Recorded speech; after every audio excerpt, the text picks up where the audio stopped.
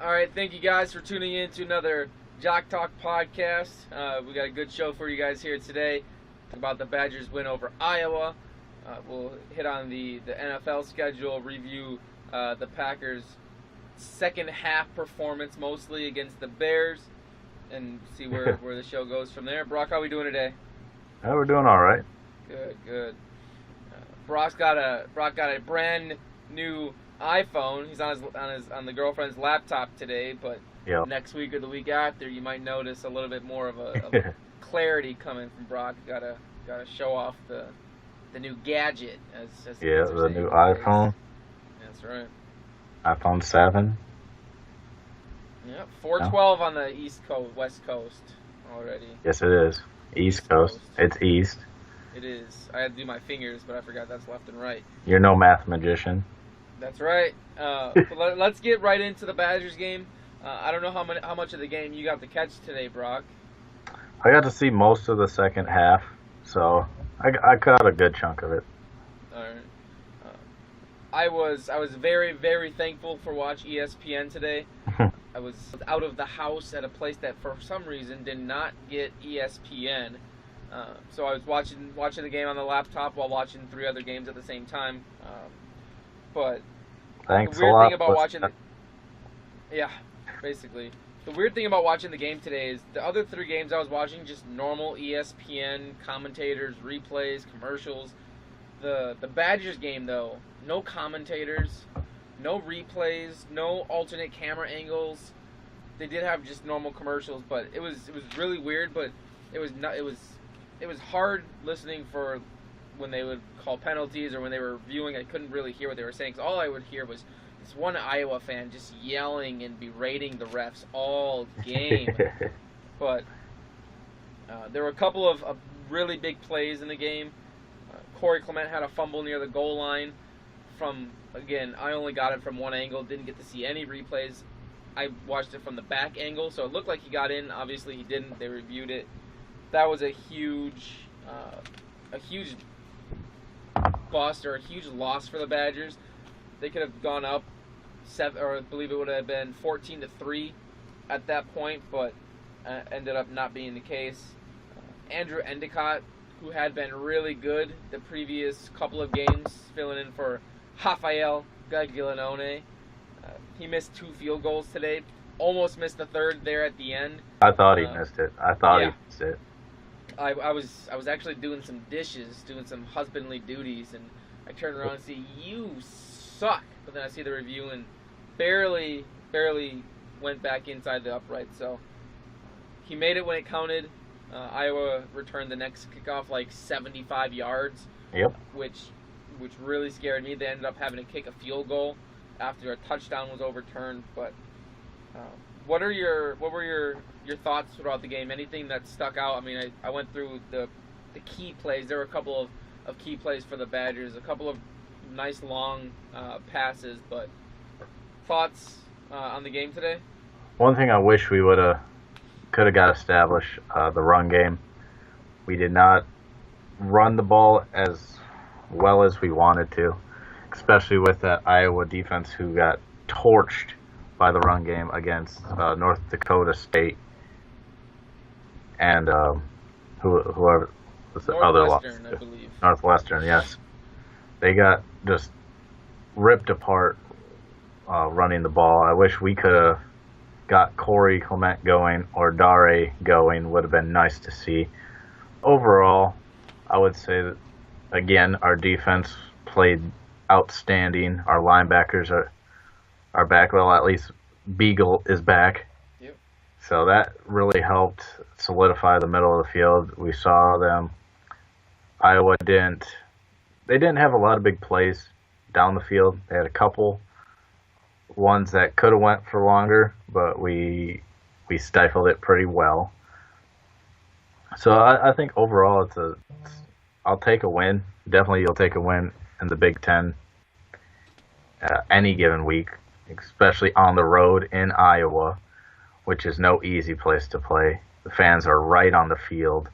So it was good to see our offense, our younger offense, I would say, with Hornibrook in there. and the offensive line being, I think they're like all they're. I don't think there's one offensive lineman who's starter that is more than a redshirt sophomore or a true junior. Yeah, so I mean, it's a young, like I said, it's a young team offensively, so it's good to see them with the poise that they have, running the ball and even passing the ball at times. What was your thoughts about them switching up Hornbrook and Houston coming in at like every other drive? It seemed like in the second half. I liked what I saw out of Bart Houston. Ain't gonna lie, his ball looks like he throws it a lot harder. He throws it a lot better than Hornbrook. But we just want, I think they want Hornbrook to progress so much more than he really is right now. Yeah, I couldn't agree more. I think the problem with Bart Houston, and a lot of people pointed this out on Twitter, he's not a bad quarterback in spurts. He is someone who he's better coming in relief. I know that doesn't really happen in football too often, but it's something that it does happen now. Bart Houston, I believe, finished today.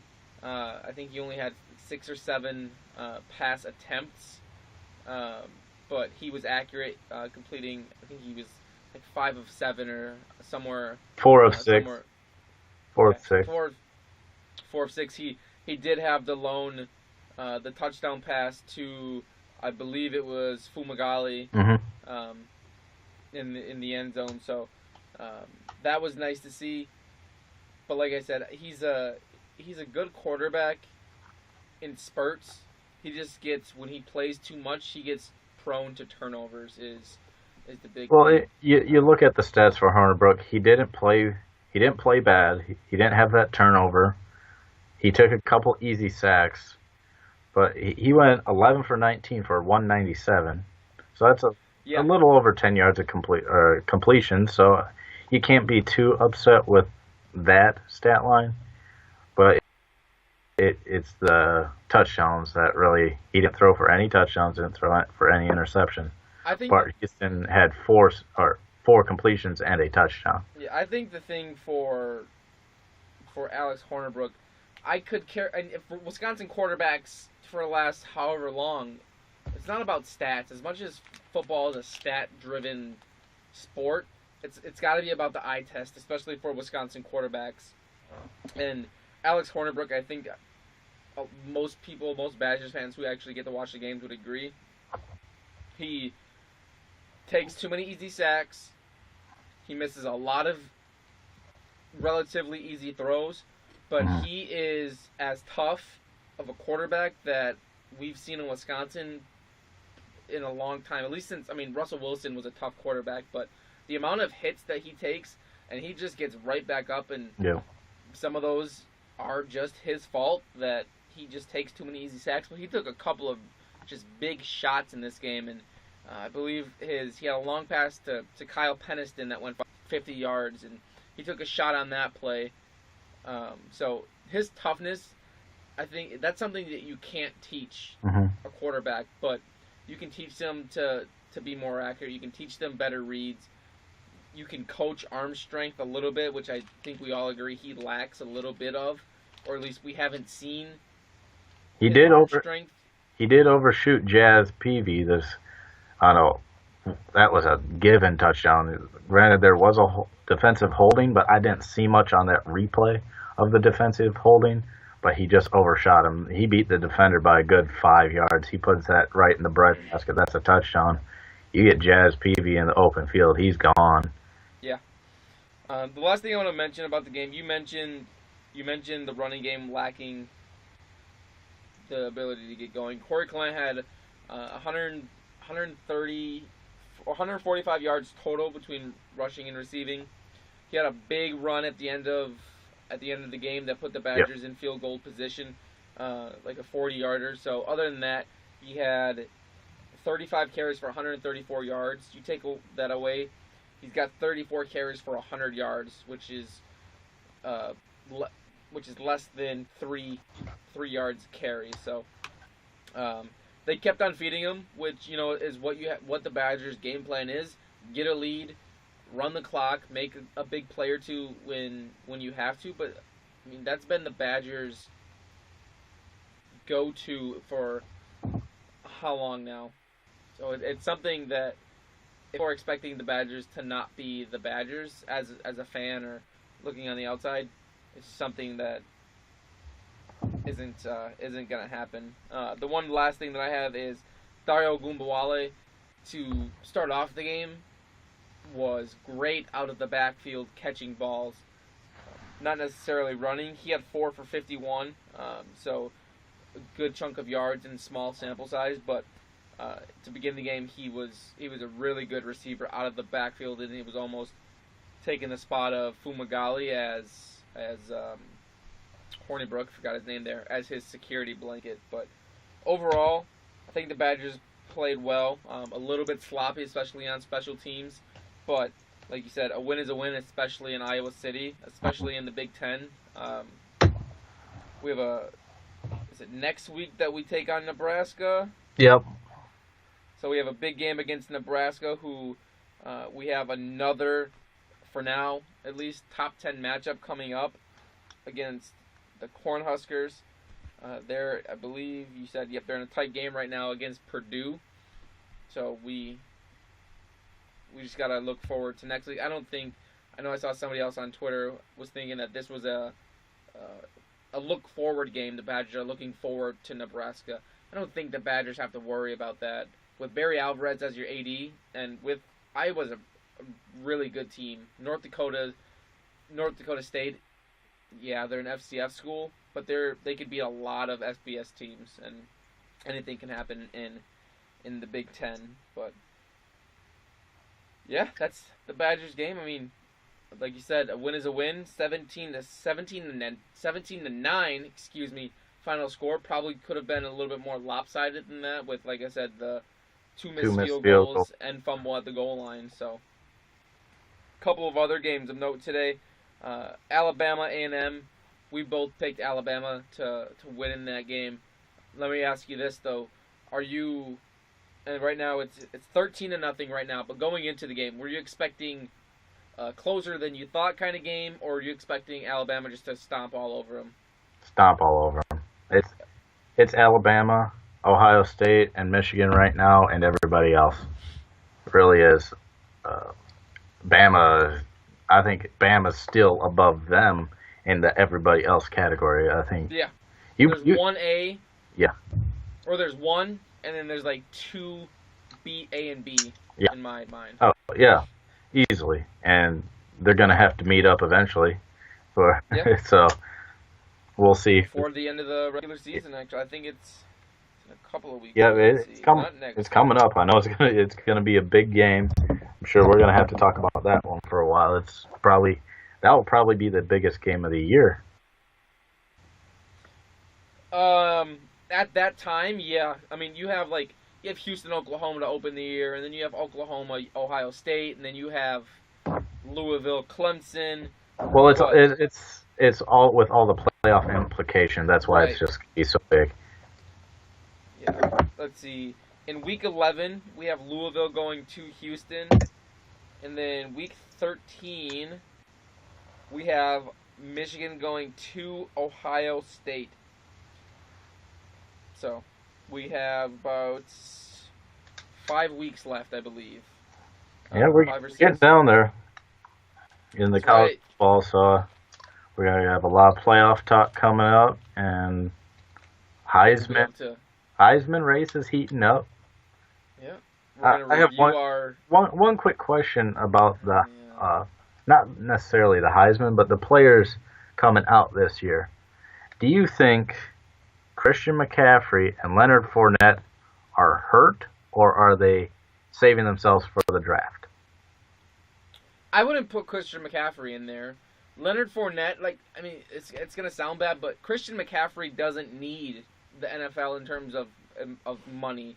I mean, from everything I've heard, Ed McCaffrey and his wife, they're well off. Obviously, Ed McCaffrey played in the NFL, but they don't treat their children like spoiled, rotten kids. They make them work for what they earn.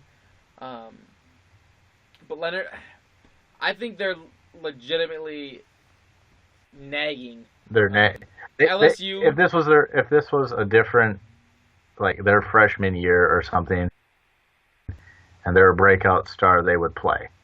They're just being cautious because it is the draft. The higher they go up, the higher they get paid.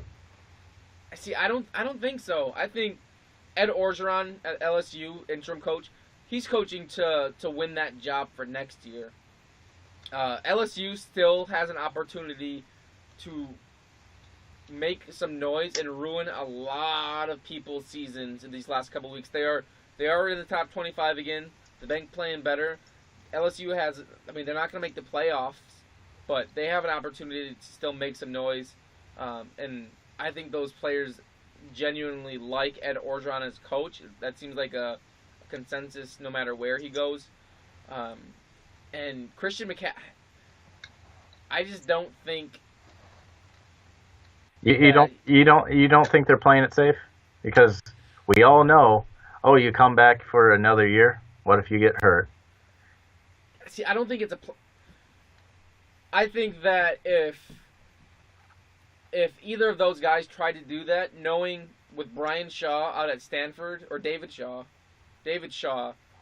at Stanford, he's a no nonsense coach. And now, as much as the coaches want their players to succeed in the NFL, football is a what have you done for me lately kind of sport. If Stanford loses and loses and loses, David Shaw loses his job because he didn't play his best player. So they might be playing it safe in terms. Maybe it's not a coaching decision. Maybe it's a player decision saying that's where I was going. So if a player is gonna pull himself out of a game, I think those two coaches have the cojones to just say, you know what, let's just suspend you for a couple of games. Why are we gonna? You're looking forward to next year. Why do we need you on this team? Maybe they think the season's done. Fournette might think the season's done. In Stanford's case, their season is done. I mean, they can still shake things up and ruin other people's seasons, but LSU still has a chance to be a really good football team this year. Yeah, but his season's done. He doesn't. Both those players don't have anything left to prove. Improved draft stock. But they already know they're going. Everybody already knows those are probably the 1-2 running backs right now. Yeah. Well, I mean, you throw Dalvin Cook in there, but you look at it and. But Dalvin Cook hasn't done much either. Yeah, but you look at it. Leonard Fournette right now, to begin the season, top 5 pick, top 10 pick. Right now, late first round, mid first round, maybe. Christian McCaffrey, if he plays himself into the first round. I guess it all depends too. I mean, yeah, a lot of people. I mean, you have the Cleveland Browns with right now the first overall pick in the draft. They're not going running back. No. It's going to be interesting come that time of the year. We'll see in the next few games who. I always say draft time is my favorite time of the year. Yep. All right, let's get it moving. All right, NFL time. Right to NFL. A little quick review on the Packers. Let's go. A little quick review. First half. Second half. First drive. Like Chris Berman. What was it? First drive. The first play, or yeah. Oh, I was like. Heart ripped out. I was like. You know what I was thinking though, watching the game. You know the throughout the game, the one thing that came to mind. You know who was watching our show probably? Who? Carl. Ladarius Gunter. He could have been. He really could. He had. I mean, between just bad quarterbacks and being on their third string quarterback and the good help defense, Ladarius Gunter had a great game. You can throw that all out there. Oh, it's their third string quarterback now. Second string quarterback played better than their starter. Yeah. Barkley is an okay quarterback, so Matt Barkley is a backup at best in the NFL. Yes. Oh, definitely. I don't disagree with that. But it's still Alshon Jeffrey who he was matched up with most of the night. So I think he pleasantly surprised.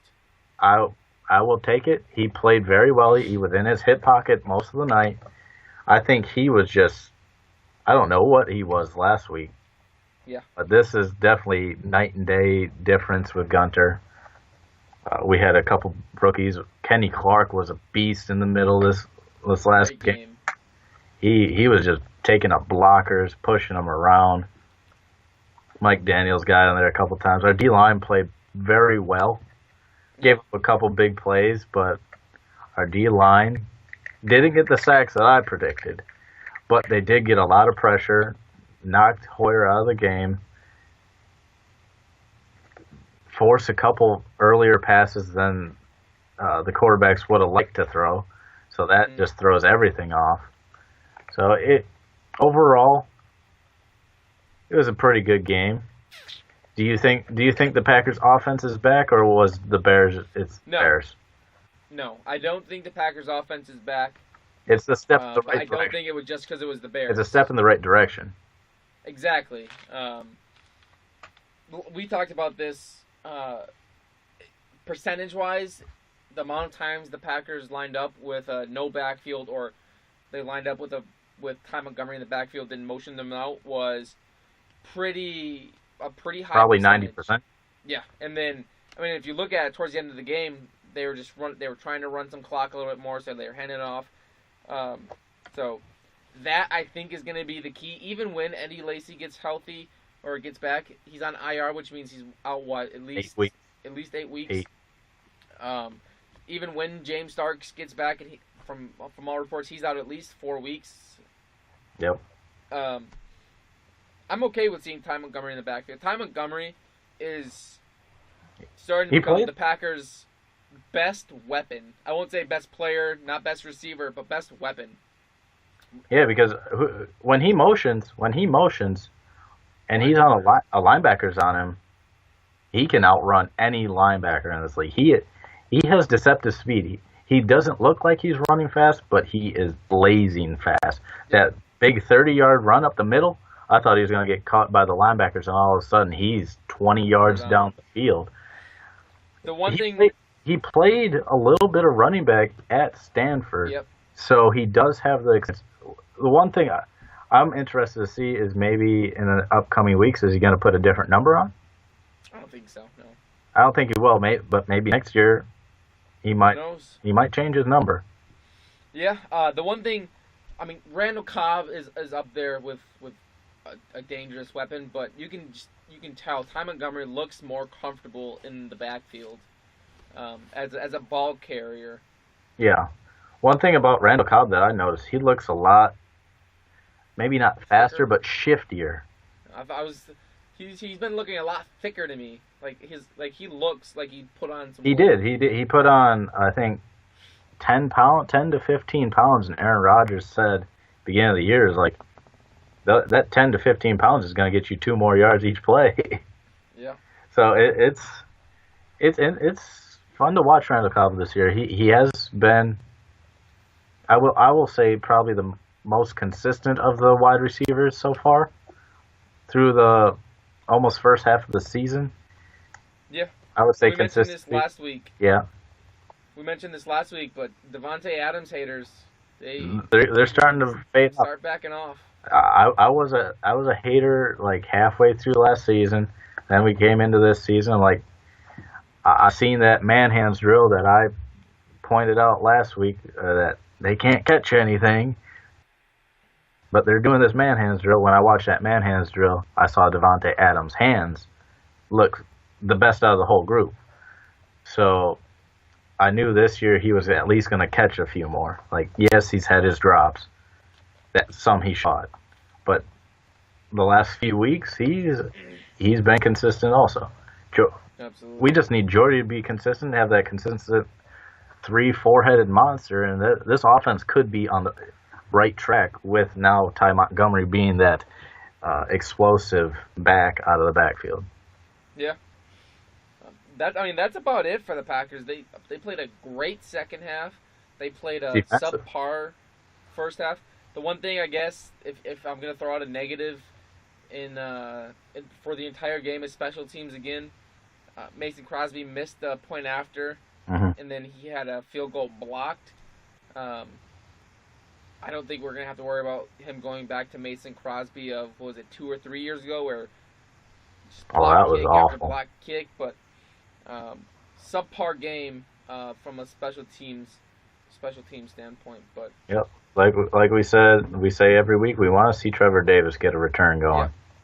And now with Niall Davis too, we know he has the speed to do it. So it's also going to be interesting to see next week. He has a little bye week too with the yep, Packers to get that week and a half now of study of this Packers offense, yeah, which was remarkably close to the same playbook as the Chiefs. So it shouldn't be a lot of new learning for him. So he's a smart guy, so he should be able to adjust fairly quick. yeah.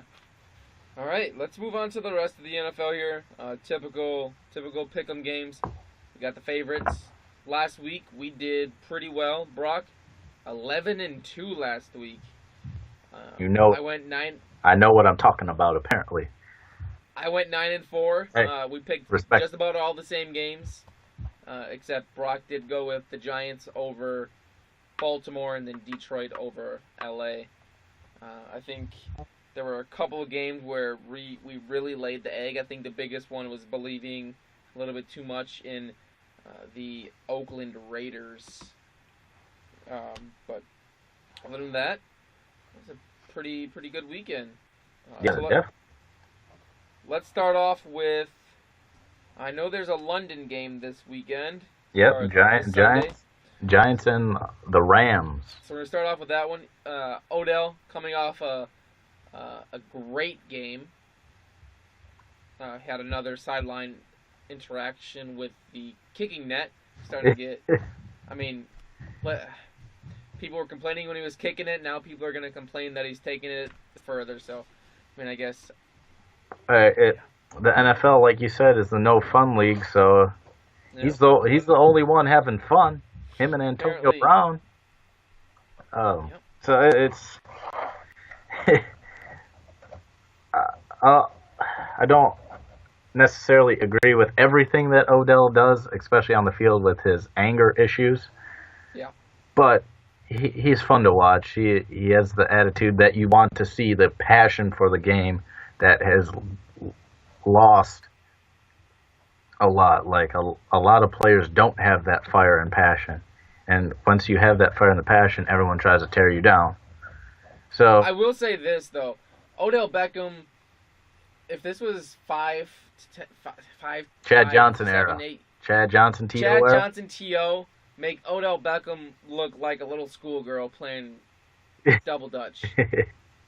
That's the first thing that comes to mind when I think about this. But yeah, we do have the Giants and the Rams in London. The Rams are technically the home team. However, the Giants are favored this week. Last week I predicted that Todd Gurley would go off against Detroit. I was wrong on that one. I thought They did so almost. too. They did still almost win that game, but I am going to be going with the Gigantes, as the Spanish say. I don't know. I am going with the Giants to take down the Rams. I don't know if they say that, but I am also going with the Giants. I think that their offense, Odell, is on fire now. All he needed is that one game. He was questionable. I'm sure he will play. He wants to play in London, so it's not even I don't think it's a question. I don't think he's even questionable. He just had a little tightness or something. So yeah, I have the Giants in that game also. Next game, the New Orleans Saints go to Arrowhead to take on the Chiefs. This one was interesting because you have a very potent offense in the Saints against a very stifling defense in the Chiefs. I mean, the Chiefs being at home always helps. Marcus Peters is the real deal that no one talks about because he's quiet. So I'm going with the Chiefs. I think they're going to get Drew Brees. They're going to pressure Drew Brees enough, and this defense will be opportunistic and get those batted balls, all that good stuff. Yeah, I agree. For one reason, Arrowhead is a tough place to play. One of the louder outdoor stadiums in the NFL. So I agree. Going with the Chiefs. We'll see. I know Jamal Charles has been saying, let the reins out a little bit. Let me run loose. so we'll see. And Andy Reid said he's not ready yet, so Andy Reid, he's not gonna play him every down. So expect a little more of Spencer Ware. I'm sure Jamal Charles will get his touches, probably 10 to 15 more plays this week than last week. So he had a touchdown last week, so we'll see. Yeah, I'm glad you mentioned that as a Spencer Ware owner in both of my fantasy football leagues. Let's hope Andy Reid takes it a little bit easy. This next game, big game in the AFC South. Indianapolis goes to Tennessee to take on the Titans. The Titans are actually favored in this game. Marcus Mariota has been playing extremely well the last couple of weeks, which is the main reason why I'm going with the Titans to win this game. Yeah, this again was another tough one. I flip-flopped between the two because, like you said, Mariota has been playing very well. But I do think Andrew Luck and T.Y. Hilton will come together and get the win for Indy. All right. Finally picking something. Huh? Finally picking something different. That's right. I would say that's why I had to pause a little bit. There's we're disagreeing, all right. Minnesota, the last unbeaten team in the NFL, coming off of a bye week, goes to Philadelphia. Philly, I believe, has lost 2 straight now. Yes, they have.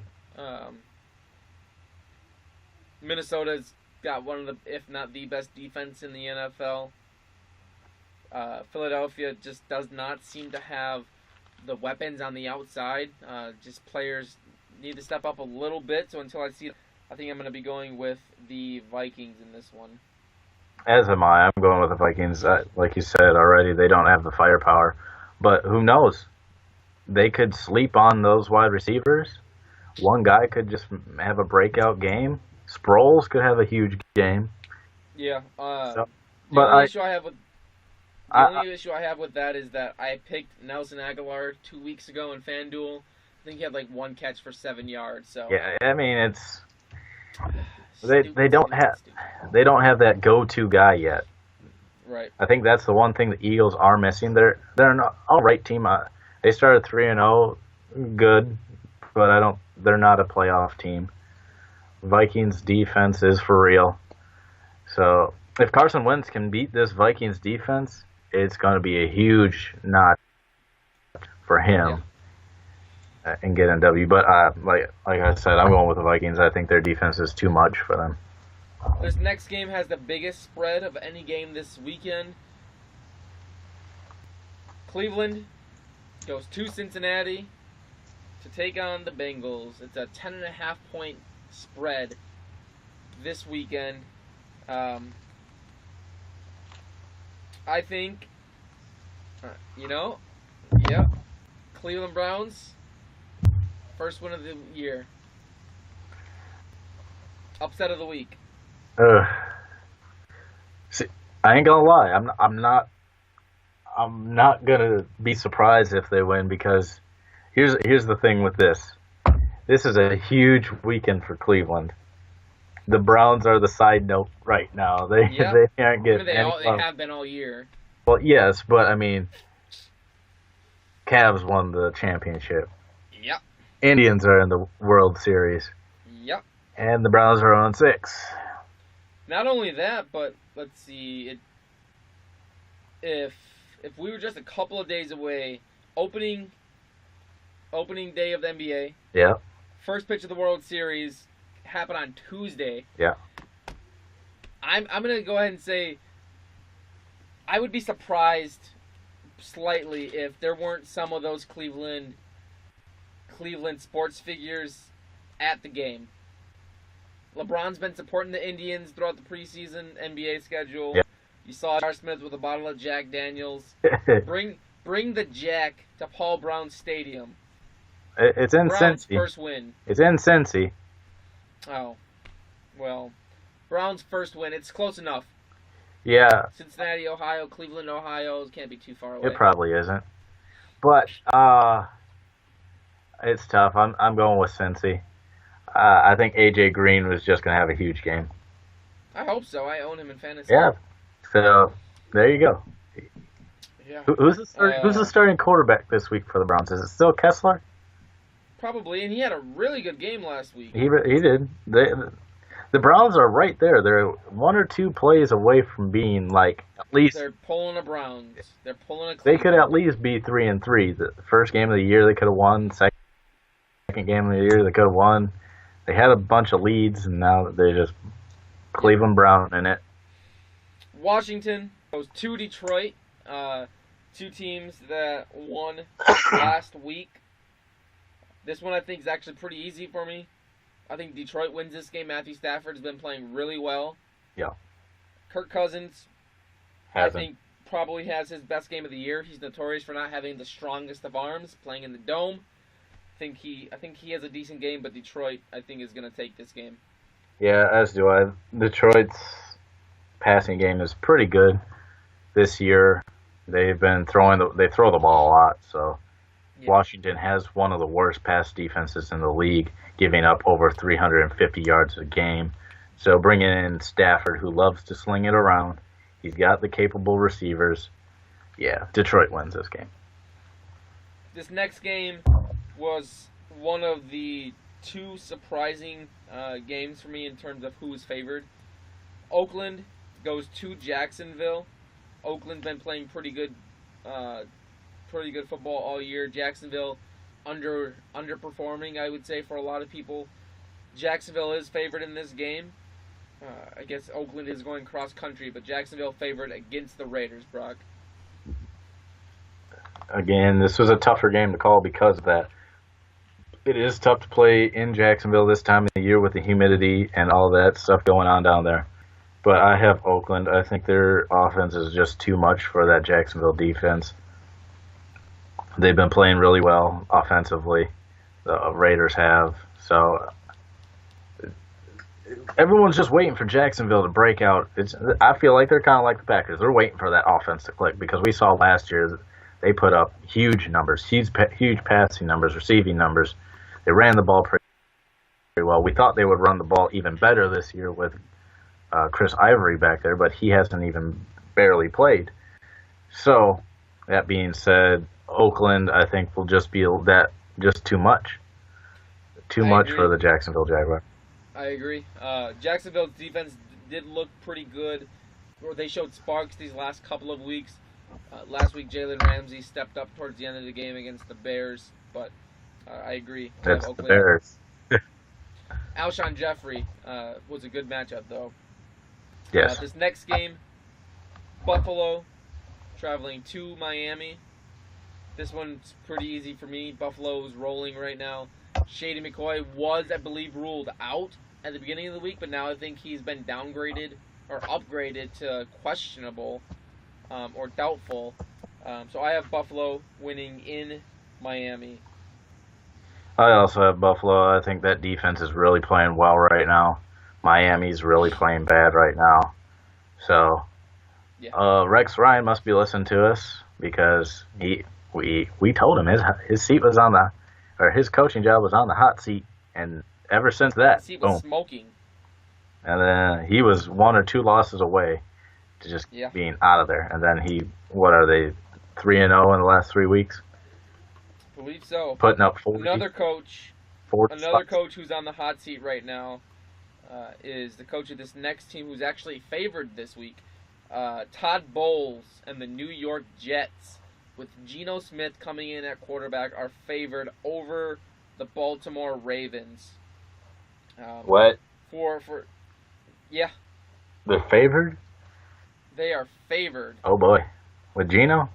We'll see. With Geno. We'll see. I have Baltimore in this game. I don't think the Jets are better with Geno, worse with Geno. They're not very good either way. It hasn't been their defense has been, their pass defense, has been the worst part of their team this year by far. Yeah, Darrelle Revis, I don't know if it's age or what, but he's letting a lot of occupants on that island. Yeah. That was a good one. Nice line there. This next game, Tampa Bay, a playoff team of ours to begin the year. Seems like they're starting to slip further and further away. Go to San Francisco. This game is actually even. There were three three lines having them even, and then 2 lines having one favored each by half of a point. So we're going to call this one a pick'em. Colin Kaepernick, I believe, has a top 10 fantasy quarterback type game this weekend. And I have the San Francisco 49ers beating famous Jameis and the Tampa Bay in California. Yeah, I don't. I think Tampa Bay. I think Vincent Jackson is out. I think someone will step up for him. Jaquiz Rodgers for them last week had a big game. So I think they're going to execute that.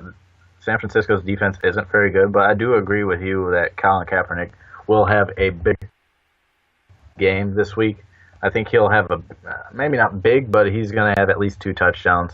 He's going to run the ball for probably 60 to 100 yards. He's going to have an all-around game. I think he'll get back into the groove of it. He played a tough Buffalo defense last week. So I think Colin Kaepernick has a lot of talent at quarterback. So, and Tampa Bay's defense hasn't been there this year like we expected them to be.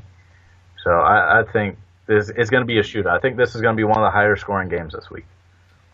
You mentioned higher scoring games right before the game that I think is actually going to be the highest scoring game of the weekend. And it seems like every time we say that, it doesn't happen. We had the Giants and the Saints earlier in the year. This week we have San Diego going to Atlanta. I don't think this is going to be even close.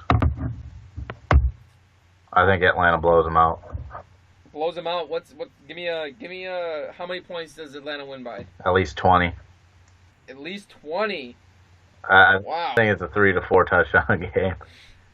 Wow. I think San Diego's defense is all right. Joey Bosa will be the key to stopping Matt Ryan and that offense.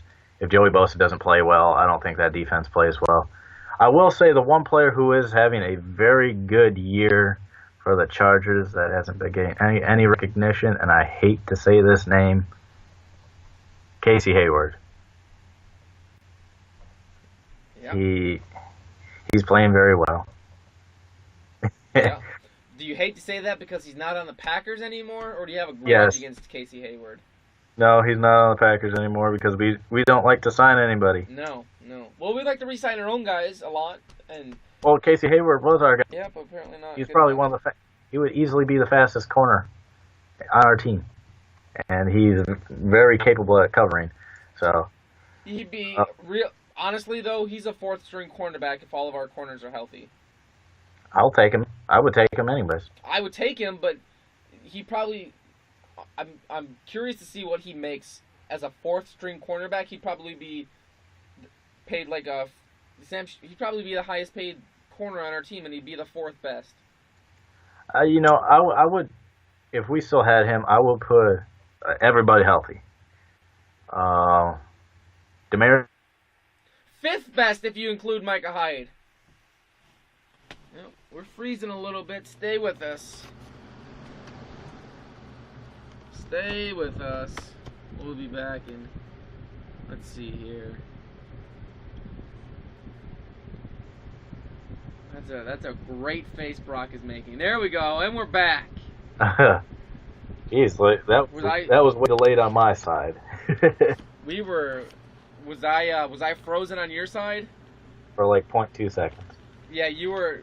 Could you hear me and see me the whole time? Yeah. All right, you were frozen for about 10 seconds at least. You had this look on your face though. So before you cut out, or before whatever just happened, I said, I don't know if you heard me. Micah Hyde. He would be our 5th best cornerback. Have you seen the production out of him this year? Out of Casey Hayward? Cornerback. I would still love him on our team, especially right now. Especially right now, everyone's hurt. Sub packages. Oh, I agree. I don't know if you noticed before. I had a big grin on my face. Yeah. Melvin Gordon becomes 2nd player in the NFL to rush for 200 yards in a San Diego Chargers win. That was supposed to be Arnold Schwarzenegger, but didn't really turn out too well. Go, Chargers, go. Yeah, there we go. Chargers win.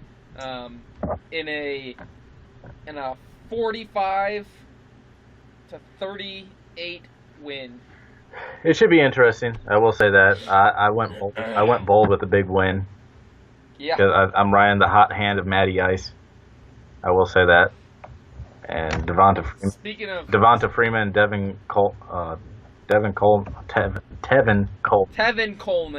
Coleman they've both been playing very well. That all around offense has been playing well. Their defense has stepped up the last couple weeks. Vic Beasley has become a beast these last couple weeks. I think he has like 3.5 sacks in 2 games, like 6 QB hits. Like he's getting to the quarterback. So it'll be interesting to see. That's one of the best games I think of this weekend, if it is close. We got 3 games we're gonna pick here because we got a pretty interesting what if sports game of the week segment coming up. New England. Speaking of hot hands and Tom Brady, Gronk, first big game of the year, goes to Pittsburgh to take on the Landry Jones-led Pittsburgh Steelers. Easy pick here, New England. Yeah, New England. I don't think Landry Jones has the quarterback presence to beat Tom Brady. Next game, another even game with a lot of the sports agencies having it even, and then one each having the Seattle Seahawks favored by one having Arizona favored by 1. Seattle goes to Arizona. Arizona coming off a couple of really good wins. David Johnson has been running wild recently. However, I am going against our preseason Defensive Player of the Year pick in Tyrann Mathieu. I think Russell Wilson has a huge game this week, so I'm going Seattle. I'm also going Seattle, but I'm not saying I won't say Russell Wilson's going to have a huge game. I think it's going to be a very not ground and pound, but black and blue type game. It's just going to be a lot of big hits, a lot of hard hits. Are you benching the Arizona defense and special teams, or are you going to keep rolling with them? I'm going to keep rolling with them. I don't think this is a high-scoring game by any means. Cardinals offense against give up enough points to lose. The Seahawks defense. The Cardinals offense versus Seahawks defense I don't think will do much. David Johnson, like you said, has been running wild, but Seahawks have one of the best run defenses in the league. So I'm going with Seattle. I think they will end up winning it. I think it'll be a lower scoring game. This next game here, last game, Monday night, excuse me. We have, get ready for it, Dylan Hewsome is going to be ready for it. The return of the Brockweiler. Oh, God. Houston goes to Denver to take on the Broncos. Denver's favored in this game. I was tempted to pick an upset. I think Lamar Miller has a big game, but I think Denver finds a way to win this game. Yeah, this is one of the tougher ones to pick because we heard the interviews about Brock Osweiler from a couple Denver players. They said they love him, but they want to kill him. So that Denver defense could be out for blood of Brock Osweiler. But I just don't have faith in Simeon right now.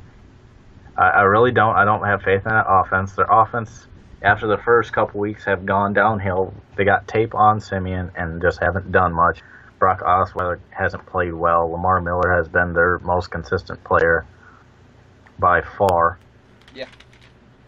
I just think the keys to Houston victory is they have to spread the ball out. They can't keep going to Will Fuller or even DeAndre Hopkins isn't having a very good year because Brock Osweiler isn't having a very good year so far.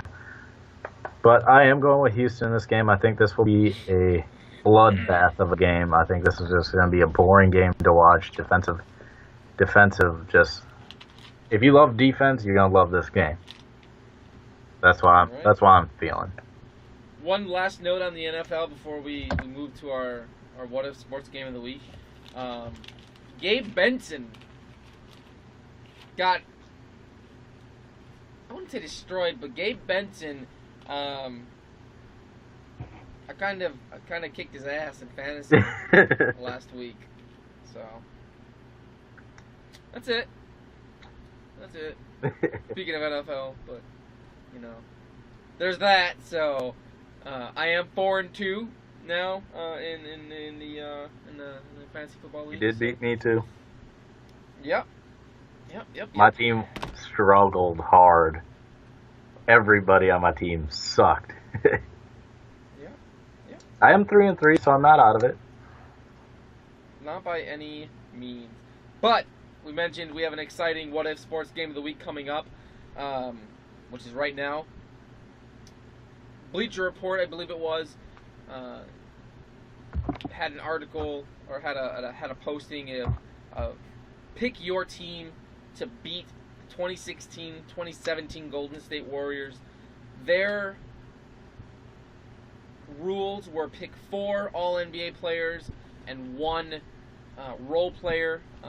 They assuming that Steph, Clay, Draymond, and KD are all NBA players, first, second, or third team, which arguably, yes.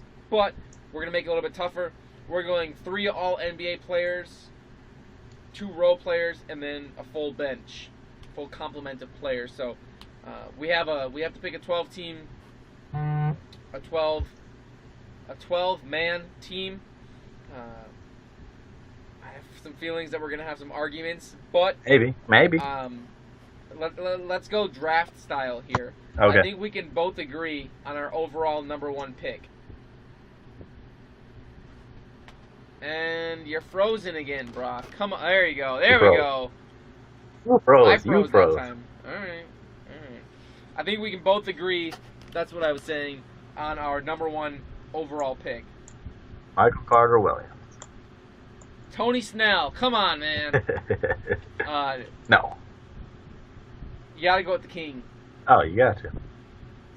LeBron. LeBron James. LeBron James. If you had LeBron's our first All NBA player. Yes. If you had to pick a second player, All NBA player or All NBA caliber player, who's the second pick? This is strictly picking. I think who will destroy the Warriors this season. Yeah. Giannis. I won't butcher his last name. Giannis Antetokounmpo. Yep. That's who I would pick. His length, he's very strong this year. He's strong with the ball. He's not LeBron type player, but he has the assets like LeBron. He can play the 1 if you really need him to. He's long enough to play the 4. He can if you really Giannis want to stretch him to play 4. Easy. Yeah, I think we saw last year that Giannis and the Bucks gave the Warriors everything that they could handle. Yeah. Because of the length they had with him and Chris Middleton. Yeah. And so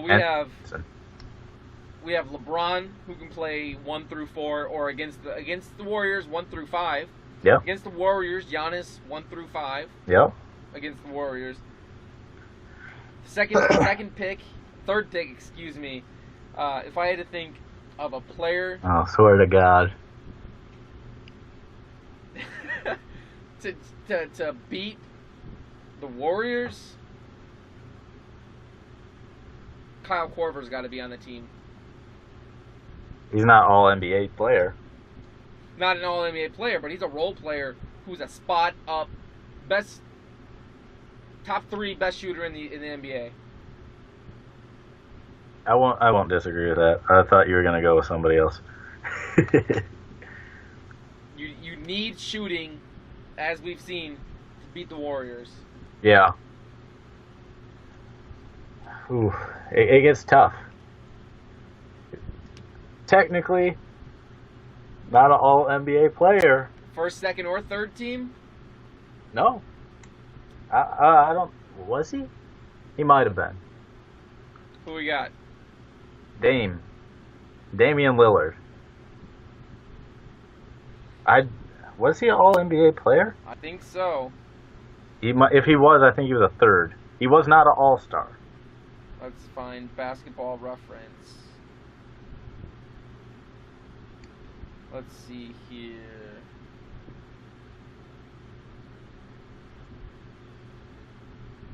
Two-time All-Star, two-time All-NBA. Oh, he was. Okay, I don't want him then. Okay.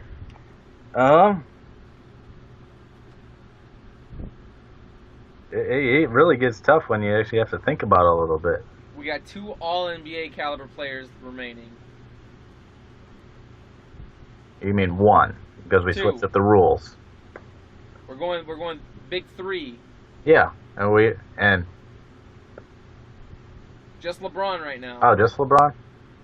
Giannis okay. Here's. Hold on, let me. Giannis wasn't. Giannis has never been. He's never even been to an All-Star game. Oh yeah, that's right. He was on the. It was the game. It was the Futures game, and right. Somebody asked him how old he was, and they were like, "What?" It's great. All right, one All NBA player. I think he was first year. Last year is Big Cat. Big Cat, you got to have at least a little size. He can stretch the floor. He can block shots, rebound, everything. Everything. He is, I think, the next big star in the NBA that was out of recent years. I am a big Karl Anthony Towns fan. He actually was not All NBA last year. All rookie, but not All NBA. Oh, because he couldn't have been, but you know he easily was there. He was that caliber of a player. I agree. Yes. Oh, he's easily in that discussion this year. Easily, first team probably. First or second. Yeah, I agree. So we got LeBron, Karl Anthony Towns, Kyle Korver, Giannis. We need a floor general, a distributor of the ball. Someone. LeBron. If the Warriors go big, because they do have Zaza Pachulia, they do have David West, they do have JaVale McGee. Oh, boo-hoo. I think, looking back at last year's season, player who would fit really well here. When I think of All NBA type player, Chris Paul, I think, doesn't turn the ball over. He plays good defense, except for that. There's the highlight of him getting juked up by Steph Curry, but. Well, I don't disagree with the pick. It's just his age is really getting to him to guard Steph. Give me a replacement then for Chris Paul. Ooh. That's tough. Jimmy Buckets. Yeah. Or drawing a blank. Kawhi? Why not both? Who do we have? Real quick, recap real quick. LeBron. Karl Anthony Towns. Korver. Giannis. Ooh. That's 4. We can't have both. Yep. All right. We need one of those two. It's getting tough. Well, let's pick a guard. Let's not make it too unfair with all the length. We're making a guard. A guard, yes. James Harden? He doesn't play defense, but he can score the ball. You have to play defense, and he's streaky. Let me think here. Oof. What about Isaiah Thomas? I'm okay with that. Let me make sure. Isaiah Thomas. Nope. All right. He's caliber of All NBA. I agree. Pierre Jackson. They sleep. They sleep. What? Pierre Jackson. No.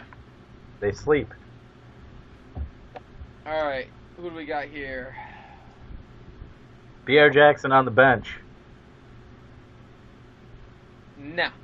Yes. No. Yes. Brian Scalabrine. Okay. No. All right. Who we got? LeBron.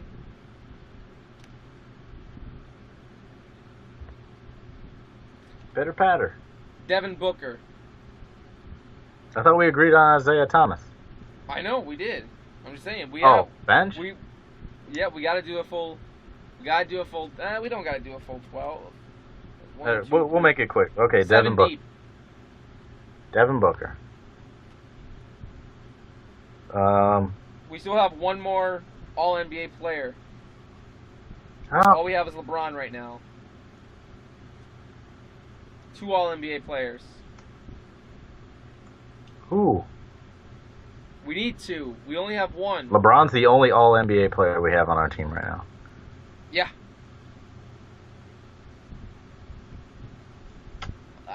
For me, it's down to Paul George, Kawhi Leonard, Jimmy Butler, or you don't like Anthony. I don't Davis. like Anthony Davis. He's big and he can run. I don't like it. That's the only player in the NBA that the Warriors cannot match up with, whether they go big or small. Okay, go with him. Go with him. Fuck it. Let's go. Pitter patter. All right. Here. But we did say they are all. Big Cat is caliber. Yeah, definitely. All right. Play game.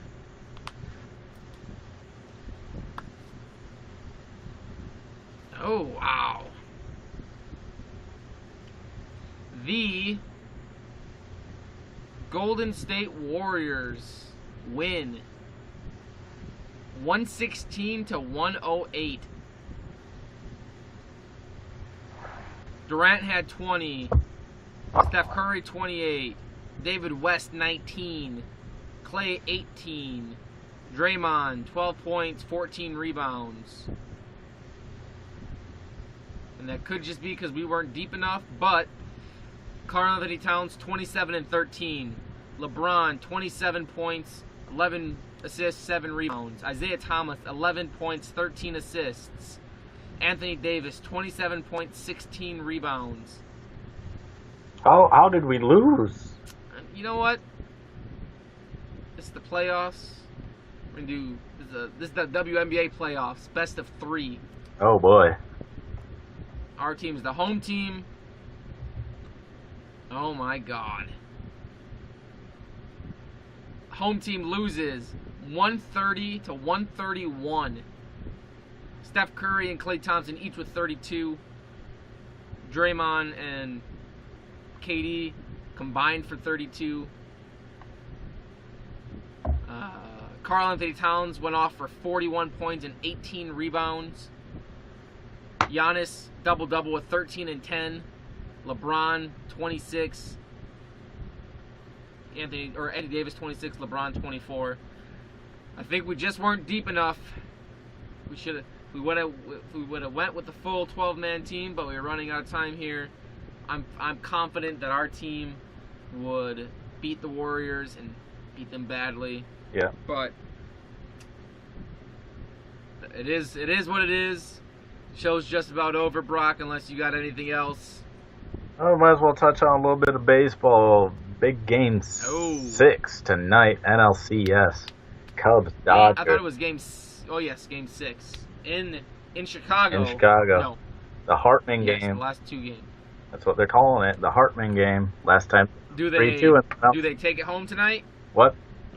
Do they take it home, or do they go on to Cleveland? I should say tonight. Do they win it tonight? I don't think so.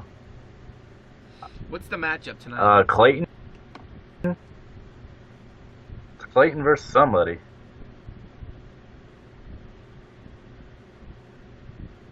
let's see here. We have Clayton Kershaw, Kyle Hendricks. Ooh. Clayton needs to pitch well. That's all I have to say. I think Chicago takes it home tonight. You think they beat? You think they beat Clayton? I do. And then the what if projections are basically right. Cleveland Chicago World Series, greatest World Series of all time coming up. Probably. All right. With that, we'll see you guys next time. Like us on Facebook. Follow us on Twitter. Subscribe to our YouTube channel, all at Jock Talk, WINC / Jock Talk, WINC. NBA starts in 4 days. Don't forget that. 4 days. See you guys next time. Brock, have a good day. Adios.